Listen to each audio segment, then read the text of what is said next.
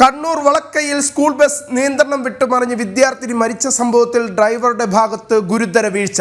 വാഹനം ഓടിക്കുന്ന സമയത്ത് ഡ്രൈവർ ഉപയോഗിച്ച ഫോണിൽ വാട്സാപ്പ് സ്റ്റാറ്റസ് ഇട്ടത് 4:03-നും അപകടം സംഭവിച്ചത് 4:04-നും.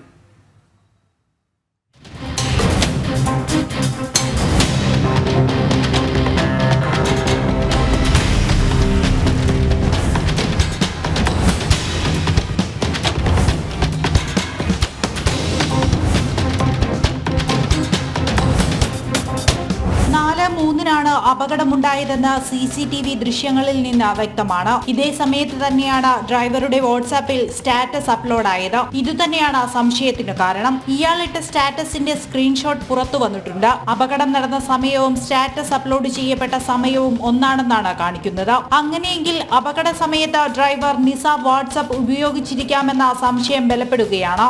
ഡ്രൈവർക്ക് വീഴ്ച സംഭവിച്ചതായാണ് മോട്ടോർ വാഹന വകുപ്പിന്റെ വിലയിരുത്തൽ. ബസ് അമിത വേഗത്തിലാണ് വന്നത്. വാഹനത്തിന് 14 വർഷത്തെ പഴക്കമുണ്ടെന്നും മോട്ടോർ വെഹിക്കിൾ ഇൻസ്പെക്ടർ റിയാസ് പറഞ്ഞു. വാഹനത്തിന്റെ ബ്രേക്ക് സംവിധാനത്തിന് പ്രശ്നങ്ങളില്ലെന്നാണ് പ്രാഥമിക നിഗമനം. മാത്രമല്ല, ബസിന്റെ ഫിറ്റ്നസ് സാങ്കേതികമായി അവസാനിച്ചിരുന്നു. എന്നാൽ സർക്കാരിന്റെ പുതിയ നയപ്രകാരം ഫിറ്റ്നസ് ഏകീകരിച്ച് നൽകിയിരുന്നുവെന്നും MBI വ്യക്തമാക്കി. ജനം, കണ്ണൂർ.